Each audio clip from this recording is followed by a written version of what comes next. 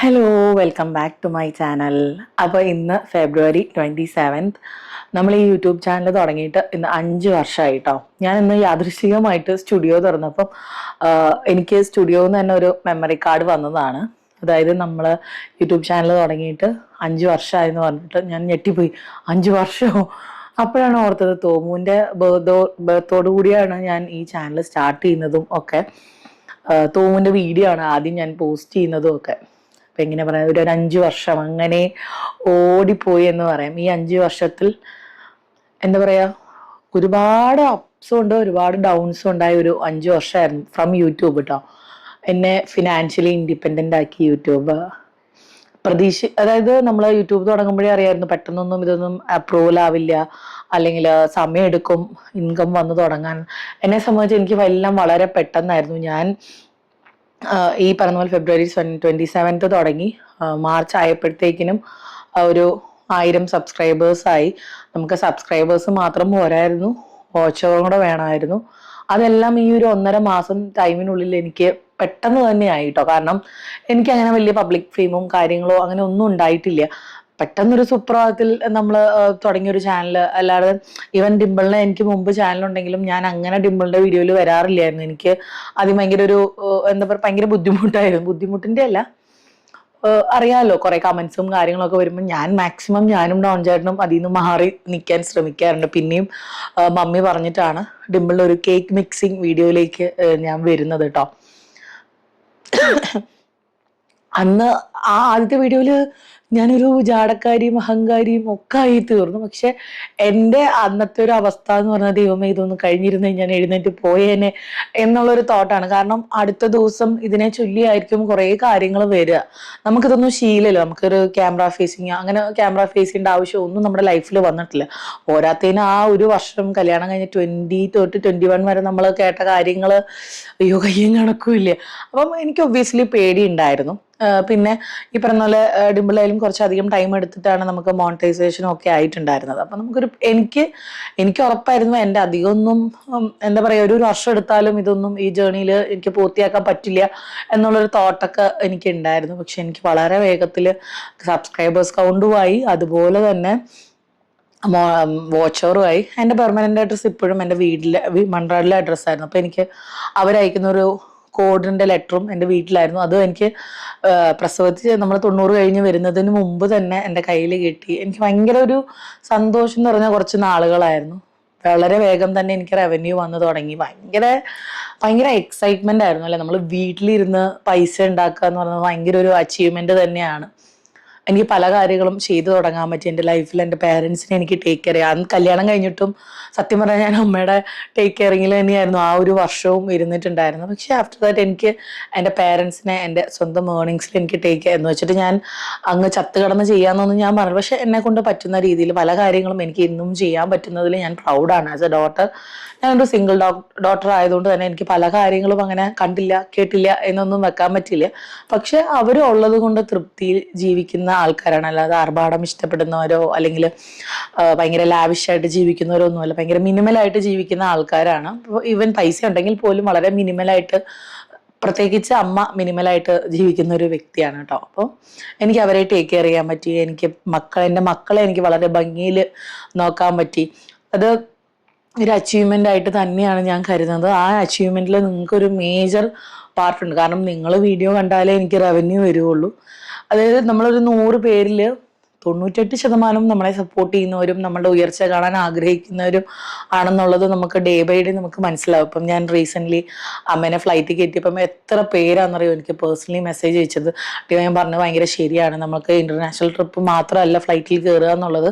നമുക്ക് ഇപ്പം എല്ലാവർക്കും എല്ലാതും അഫോർഡ് ചെയ്യാൻ പറ്റില്ല. അത് ഒരു സത്യമായ കാര്യമാണ്. എല്ലാവർക്കും എല്ലാതും എപ്പോഴും അഫോർഡ് ചെയ്യാൻ പറ്റില്ല.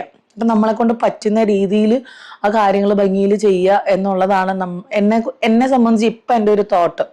കാരണം അബ്രോഡ് കൊണ്ടുപോയാലേ അതൊരു ഫ്ലൈറ്റ് ട്രിപ്പ് ആവുള്ളൂ, അല്ലെങ്കിൽ അവർക്കൊരു സന്തോഷം ആവുള്ളൂ എന്നൊന്നും ഇല്ല. നമ്മളെ അപ്പൊ ഏതൊരു കാലത്തും ഇനി അമ്മയ്ക്ക് പറയാം, ഞാൻ എൻ്റെ 62ാമത്തെ വയസ്സിലാണെങ്കിലും ഫ്ലൈറ്റിൽ കയറി.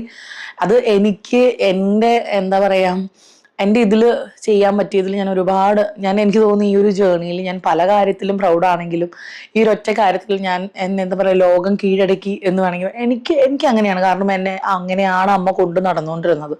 ആ അമ്മയ്ക്ക് ഞാൻ തിരിച്ച് ഇത് ഒന്നും അല്ല.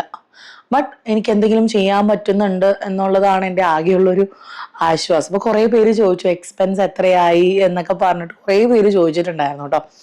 ഞാൻ ആ വീഡിയോ ഇട്ടപ്പോൾ ഞാൻ പറഞ്ഞിട്ടുണ്ട്, എൻ്റെ കയ്യിൽ റെഡി ക്യാഷ് വെച്ചിട്ടല്ല ഞാൻ ഈ ഒരു പരിപാടി പ്ലാൻ ചെയ്യുന്നത്. ഒരു 2 ആഴ്ച എടുത്തു ഞാനത് തീരുമാനിക്കാനായിട്ട് പോണോ വേണ്ടയോ എന്നുള്ളത്. ഞാൻ ഈ സംഭവം ഇങ്ങനെ വന്നപ്പോൾ തന്നെ ആദ്യം രാത്രിയാണ് ഞാൻ എന്നാ പിന്നെ പോവാം എന്നുള്ളത് മനസ്സിൽ വിചാരിക്കുന്നത്. അപ്പം ഡിമ്പിളിനും മമ്മിക്കും ഒക്കെ ഞാൻ വോയിസ് മെസ്സേജ് അയച്ച് ചോദിച്ചു എന്താ ചെയ്യുന്നത്. അപ്പം മമ്മി പറഞ്ഞു ഇഷ്ടം എന്താണെന്ന് വെച്ചാൽ ചെയ്തോ എന്ന് പറഞ്ഞു. ഞാൻ പറഞ്ഞില്ല, ഞാൻ വീഡിയോസ് അങ്ങനെ കാര്യമായിട്ട് ഇടാത്തതുകൊണ്ട് തന്നെ എനിക്ക് അങ്ങനെ റവന്യൂ കാര്യമായിട്ട് വരില്ല. പിന്നെ ഞാനായിട്ട് ഏറ്റെടുത്ത കുറച്ച് കമ്മിറ്റ്മെന്റ്സ് ഉണ്ട്. എല്ലാ മന്ത്സും എനിക്ക് ടാർഗറ്റ് ചെയ്യേണ്ട കുറെ കാര്യങ്ങളുണ്ട്. അപ്പൊ അതിന് ഞാൻ ഫണ്ട് അപ്പൊ അതിനായിട്ടുള്ള കൃത്യം കാര്യങ്ങൾ ഞാൻ മാക്സിമം നോക്കാറുണ്ട് കേട്ടോ. അപ്പൊ അതിൽ വിട്ട് നമുക്കൊരു പെട്ടെന്നൊരു സഡൻ ചെലവാണ്. കേൾക്കുമ്പോൾ കോമഡി ആയിരിക്കും, പക്ഷെ ഞാൻ സേവ് ചെയ്ത് ഇങ്ങനെ വെക്കുന്ന കുറച്ച് പൈസയിൽ നിന്ന് ഞാൻ വിഡ്രോ ചെയ്തിട്ടാണ് ഞാൻ ചെയ്തത്. അപ്പൊ എന്നോട് കുറെ പേര് ചോദിച്ചു ഫ്ലൈറ്റ് ചാർജ് എത്രയായി എന്നുള്ളത്. ടാക്സ് അടക്കം എനിക്ക് 9 സംതിങ് എനിക്ക് ആയിട്ടുണ്ടായിരുന്നു. പിന്നെ എനിക്ക് അങ്ങോട്ട് പോകാനും ബെസ്റ്റ് ആയത്, ഞാൻ ആദ്യം വിചാരിച്ചു ഞാൻ ഫ്ലൈറ്റിൽ അങ്ങോട്ട് പോയിട്ട് അങ്ങോട്ട് വരാം, പക്ഷെ വേണ്ട, അത് വേണ്ടാന്ന് ഞാൻ വെച്ചു. അതിന്റെ പകുതിയല്ലേ ബസ് ചാർജ് ആവുള്ളൂ. അങ്ങനെ ഞാൻ ബസ്സിൽ ഇവിടെ നിന്ന് പോയി. അതെൻ്റെ ഒരു നല്ലൊരു ഐഡിയ ആയിട്ട് എനിക്ക് ഫീൽ ചെയ്തു. പോയപ്പോൾ ഞാൻ ബസ്സിൽ പോയിട്ട് തിരിച്ചു വന്നപ്പോൾ അധികം ദിവസം എനിക്ക് വീട്ടിൽ നിന്ന് മാറി നിൽക്കേണ്ടത്, അല്ലെങ്കിൽ 2 നൈറ്റ് എനിക്ക് മാറി നിൽക്കേണ്ട അവസ്ഥ വന്നില്ല. ഒരു രാത്രി എനിക്ക് മാറി നിൽക്കേണ്ടി വന്നു. അപ്പം അതെല്ലാം നിങ്ങൾ ത്രൂ ആണ് ഞാൻ ഇതെല്ലാം അച്ചീവ് ചെയ്യുന്നത്, അല്ലാതെ എൻ്റെ മിടുക്കം കൊണ്ടല്ല ചെയ്യപ്പം. വേറെ ഇതിലിപ്പോൾ ചിലപ്പോൾ കമൻസ് വരും, കണ്ടാവും നിനക്ക് ഞങ്ങൾ കാരണം പൈസ അല്ല. പക്ഷെ ഇത് ചെയ്യണമെങ്കിൽ ചില്ലറ മെനക്കേടല്ല. നിങ്ങൾ കാണുമ്പം എന്തെങ്കിലും, അല്ലെങ്കിൽ ഒരു ടോക്ക് ആയിക്കോട്ടെ, അല്ലെങ്കിൽ ഒരു ഡേ ഇൻ മൈ ലൈഫ് ആയിക്കോട്ടെ, അതിൽ എത്രത്തോളം എഫേർട്ട് നമ്മൾ ഇടുന്നുണ്ടെന്നുള്ളത് നിങ്ങൾക്ക് എത്രത്തോളം മനസ്സിലാവും നമുക്കറിയില്ല. വോയിസ് ഓവർ കൊടുക്കേണ്ടി വരും, അങ്ങനെ കുറേ കാര്യങ്ങൾ ഇതിനകത്തുണ്ട്.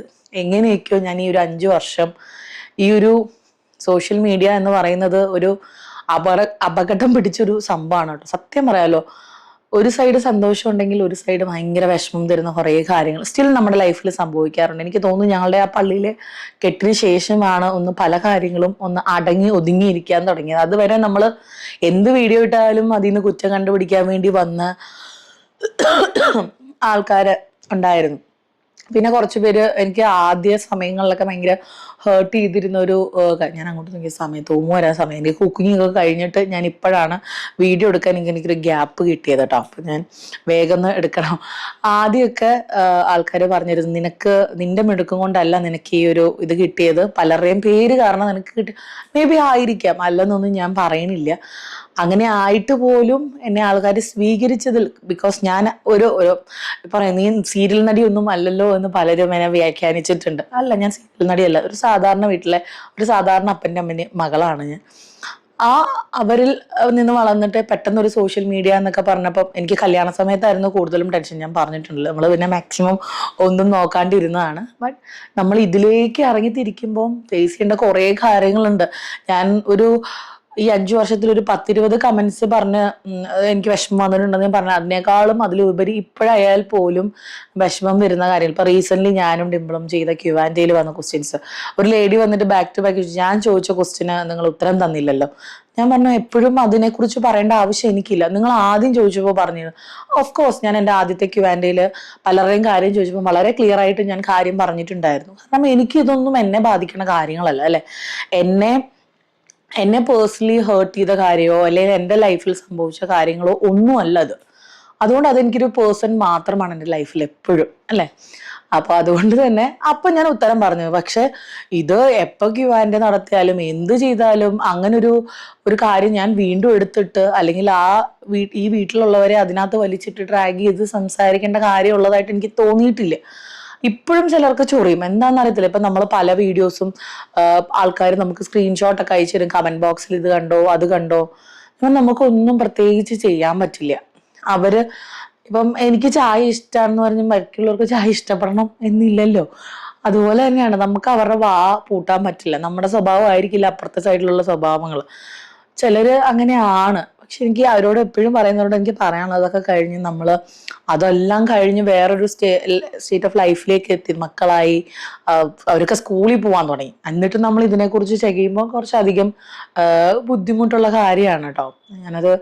അതൊരു ലേഡി മാത്രമേ ചോദിച്ചിട്ടുള്ളൂ. ബാക്കി ഞങ്ങളുടെ ഇതുവരെ നടന്നതിൽ ഏറ്റവും ബെസ്റ്റ് Q&A അതായിരുന്നു. നല്ല ക്വസ്റ്റ്യൻസും കാര്യങ്ങളും ഒക്കെ വന്നിട്ട് സോഷ്യൽ മീഡിയ, ഞാൻ പറഞ്ഞ പോലെ സോഷ്യൽ മീഡിയ ഒരു നല്ലതിനും ഉപയോഗിക്കാം, പൊട്ടയ്ക്കും ഉപയോഗിക്കാം. എന്തൊക്കെ തരത്തിലുള്ള ഇതൊക്കെയാ വന്നിട്ടുള്ളത് എനിക്കറിയില്ല. ഞാൻ എൻ്റെ ലൈഫിൽ ഇങ്ങനെ ഒരു സ്റ്റേജ് ഫേസ് ചെയ്യണമെന്ന് ഞാൻ ഒരിക്കലും വിചാരിച്ചിട്ടില്ല. കുട്ടിയുണ്ട്, ചട്ടിയുണ്ട്, എന്ത് കല്യാണ സമയത്തൊക്കെ നമ്മുടെ ഫോട്ടോസൊക്കെ വരുമ്പം കിളവി അത് ഇതെന്നൊക്കെ കേൾക്കുമ്പോൾ ഭയങ്കര സങ്കടം തോന്നിയിട്ടുണ്ട്. ഇവർക്കൊക്കെ എന്ത് മനസ്സുണ്ട്? ഒരാളുടെ ബോഡി ഷേപ്പ് കണ്ടിട്ട് ഒരാളെ അങ്ങനെയൊക്കെ വിളിക്കേണ്ട ആവശ്യമുണ്ടോ?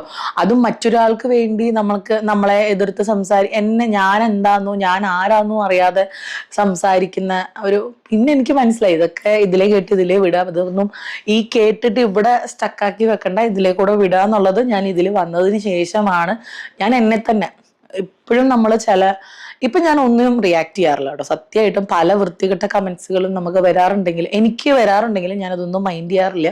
കാരണം ഇവരെ ഒന്നും നമുക്ക് ഒരിക്കലും നന്നാക്കാൻ പറ്റില്ല. മനസ്സുണ്ടെങ്കിൽ നന്നാവുക. എനിക്ക് ആകെ ദേഷ്യം വരിക, നമുക്ക് എന്തെങ്കിലും നമ്മളൊരു വീഡിയോ ഇട്ട് അതിനെ ആസ്പദമാക്കി പല പേജുകളും ന്യൂസ് ആക്കും. അപ്പൊ ഞാൻ അവരോട് ഇപ്പൊ പലരുടെ അടുത്തും ഞാൻ പേഴ്സണലി മെസ്സേജ് അയച്ച് പറഞ്ഞിട്ടുണ്ട്, നിങ്ങൾക്ക് എന്തെങ്കിലും പറയാനുണ്ടെങ്കിൽ അല്ലെങ്കിൽ ഫോട്ടോ ഒക്കെ ഇടുന്നുണ്ടെങ്കിൽ നോക്കിയും കണ്ടുവിടുക. ഇപ്പൊ നമ്മുടെ മക്കളൊക്കെ യൂട്യൂബ് കാണുന്നവരാണ്. കുറച്ച് കഴിയുമ്പോൾ അവർക്കത് വായിക്കാൻ മനസ്സിലായി തുടങ്ങും. അപ്പൊ നമുക്ക് എല്ലാവരും അടുപ്പിക്കാൻ പറ്റില്ല. നമ്മൾ പഴയ ന്യൂസൊക്കെ വിട്ടു. ഇപ്പൊ ചിലരൊക്കെ പിന്നെയും കുത്തിപ്പൊക്കി ഇടുക, എന്തെങ്കിലും ഇന്റർവ്യൂസ് വരുമ്പോൾ അതിന്റെ ഭാഗമായിട്ട് എന്തെങ്കിലും ഇടുമ്പോൾ ഞാൻ ആ ഒഫീഷ്യൽ ചാനലിനെ ഒഫീഷ്യലായിട്ട് തന്നെ കോണ്ടാക്ട് ചെയ്തിട്ട് ഞാൻ പറയും, ഇനി ആളുടെ ഫോട്ടോ റിമൂവ് ചെയ്ത് കളയുക. അല്ലെങ്കിൽ എൻ്റെ ഫോട്ടോ, ഞാൻ പറയുന്ന ആരുടെ സ്റ്റോറി പറഞ്ഞാലും അതിൽ എന്നെ ഡ്രാഗ് ചെയ്തിടേണ്ട ആവശ്യമില്ല അല്ലെ. ഞാൻ ആ ഒരു സ്റ്റോറിയിൽ ഇല്ലാത്ത ഒരാളാണ്. അത് കഴിഞ്ഞ് ആ സ്റ്റോറി വൈൻഡപ്പ് ചെയ്ത് കഴിഞ്ഞ് പുതിയൊരു സ്ക്രിപ്റ്റ് എഴുതി തുടങ്ങിയപ്പോഴാണ് ഞാൻ വരുന്നത്. അപ്പൊ പഴയ സ്റ്റോറിയും പുതിയ സ്റ്റോറിയും ഡ്രാഗ് ചെയ്യേണ്ട കാര്യമില്ല. ഞാൻ അവരോട് പേഴ്സണലി പറയും, നിങ്ങൾ ആരുടെ പെർമിഷനോടുകൂടിയാണ് ഇടുന്നത് ഈ ഫോട്ടോയൊക്കെ? ഇപ്പം എന്നെ ഇന്റർവ്യൂ ചെയ്തിട്ട് എന്റെ ഫോട്ടോ ഇടുന്നതും വേറൊരാളുടെ ഇന്റർവ്യൂ കണ്ടിട്ട് എന്റെ ഫോട്ടോ ഇടുന്നതും തമ്മിൽ ഒരുപാട് വ്യത്യാസം ഉണ്ടല്ലോ. ഞാൻ പറയാൻ പാടുണ്ടോന്ന് അറിയത്തില്ല, പലരെയും ഞാൻ വിളിച്ച് കോണ്ടാക്ട് ചെയ്തിട്ട് ഞങ്ങളുടെ ഫോട്ടോ റിമൂവ് ചെയ്തേ പറ്റുള്ളൂ, അതിന്റെ ആവശ്യമില്ല. ഒരു സമയത്ത് ഇട്ടിരുന്നു ചറവറ. അപ്പൊ നിങ്ങൾ ചോദിക്കും, പഴയത് നമുക്കൊന്നും ചെയ്യാൻ പറ്റില്ല. ഇപ്പൊ പ്രസന്റ്ലി വരുന്നത് നമുക്ക് എന്തെങ്കിലും ചെയ്യാനും പറയാനും ഒക്കെ പറ്റുള്ളൂ. അല്ലെങ്കിൽ നമ്മൾ അന്ന് റിയാക്ട്, പക്ഷെ നമുക്ക് അന്ന് റിയാക്ട് ചെയ്യാനാണെങ്കിൽ 24 മണിക്കൂറും റിയാക്ട് ചെയ്യാനേ സമയം ഉണ്ടായിരുന്നുള്ളൂ. പക്ഷെ ഇപ്പോ ഞാനത് ഭയങ്കരമായിട്ട് എൻ്റെ ഒരു പ്രൈവസി ആയിട്ട് തന്നെയാണ് ഞാൻ കാണുന്നത്. കാരണം നമ്മൾ പ്രത്യേകിച്ച് ഒന്നും തന്നെ പറയുന്നില്ല. എന്തെങ്കിലും കേട്ടതിന്റെ ഭാഗമായിട്ട് വന്ന് അതിൽ വീണ്ടും ആ വ്യക്തിയെ ചൂഷണം ചെയ്യുക എന്ന് പറയുമ്പോൾ ഭയങ്കര ബുദ്ധിമുട്ടാണ്. ഞാൻ റീസെന്റ് അത് നടത്തിയ ഒരാളെ ഞാൻ വിളിച്ചു പറഞ്ഞു, ഇന്നൊരു വ്യക്തി ഇന്നതൊന്നും പറഞ്ഞിട്ടില്ല, പിന്നെ അവരെ പേഴ്സണലി ഇങ്ങനെ ദ്രോഹിക്കരുത് എന്ന് പറഞ്ഞിട്ട് അവരെ കൊണ്ട് ഞാൻ ഫോട്ടോ റിമൂവ് ചെയ്യിക്കുകയാണ് ചെയ്തത്. ഞാൻ പറയാം ഓപ്പൺലി, ഡോൺചാന്റെ ഫോട്ടോ ഞാൻ റിമൂവ് ചെയ്ത് കളയുകയാണ് ചെയ്തത്.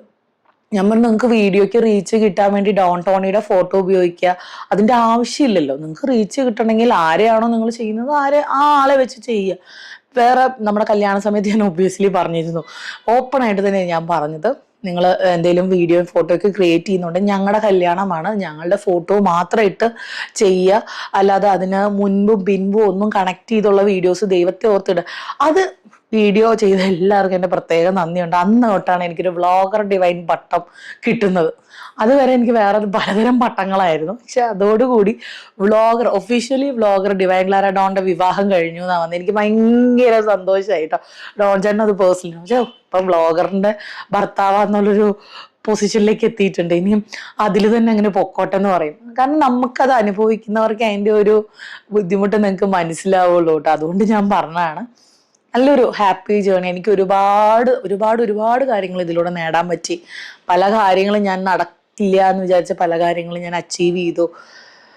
എനിക്ക് എൻ്റെ രണ്ട് കാലിൽ എനിക്ക് സ്വതന്ത്രമായിട്ട് നിൽക്കാനുള്ള ഒരു സ്പേസ് ഉണ്ടാക്കി തന്നത് നിങ്ങളാണ്. ഒബ്വിയസ്ലി നിങ്ങൾ എൻ്റെ ഒരു ഫാമിലി ആയിട്ട് തന്നെയാണ് കരുതുന്നത്. കുറേ പേര് എനിക്ക് മെസ്സേജ് അയക്കാറുണ്ട്, ലൈഫ് സ്റ്റോറി കണ്ടിട്ടായിക്കോട്ടെ, ഇപ്പൊ അമ്മേനെ ഫ്ലൈറ്റിൽ കയറ്റി ചെയ്ത് കണ്ടിട്ടായിക്കോട്ടെ. എനിക്ക് ഒരുപാട് സന്തോഷം തരുന്ന കാര്യങ്ങളാണ് കേട്ടോ. കുറേ പേര് ചോദിക്കും എന്താ വീഡിയോസ് ഇടാത്തതെന്നൊക്കെ. എനിക്ക് ഒട്ടും സമയമില്ലാത്തതുകൊണ്ട് തന്നെയാണ് കേട്ടോ. പിന്നെ ഒരു വീട്ടിൽ നിന്ന് തന്നെ ഇങ്ങനെ കുറേ ഡേ ഇൻ മൈ ലൈഫ് ഒക്കെ വരുമ്പം നിങ്ങൾക്ക് തന്നെ ബോറടിക്കും. അതുകൊണ്ട് പതുക്കെ ഒന്ന് സ്വിച്ച് ഇട്ട് നിർത്തിയതാണ്. പിന്നെ തോമുനെ പഠിപ്പിക്കല്, പിള്ളേരെ ടേക്ക് കെയർ ചെയ്യുന്നത്. ചാക്കോ നല്ലൊരു കുറുമ്പനായിട്ട് മാറിയിട്ടുണ്ട്. അപ്പൊ അവനെ ടേക്ക് കെയർ ചെയ്യല്.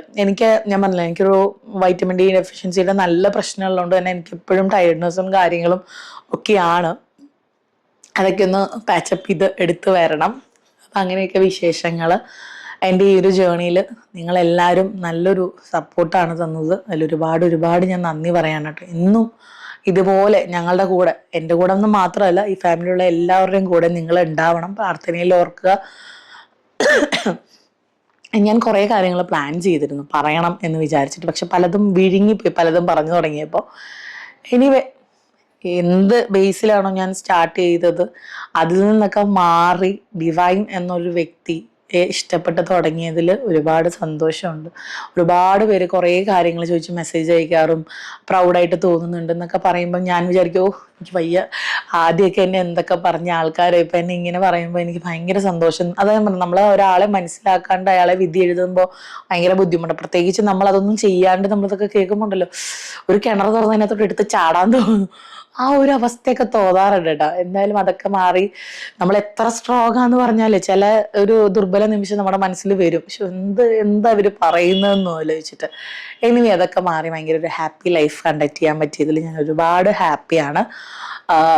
നിങ്ങളും ഈ ഒരു ജേർണിയിൽ എൻ്റെ കൂടെ ഇനിയും വേണം, ഇനിയും സപ്പോർട്ട് ചെയ്യണം. പറ്റുന്ന രീതിയിലൊക്കെ ഞാൻ വീഡിയോസ് ഇടും.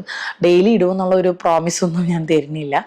അപ്പം എല്ലാവർക്കും ഒരുപാട് ഒരുപാട് നന്ദി. നമുക്കിനി വരുന്ന ദിവസങ്ങളിൽ എപ്പോഴെങ്കിലും ഒക്കെ കാണാം കേട്ടോ. അപ്പം എല്ലാവർക്കും ബൈ ആൻഡ് ടേക്ക് കെയർ.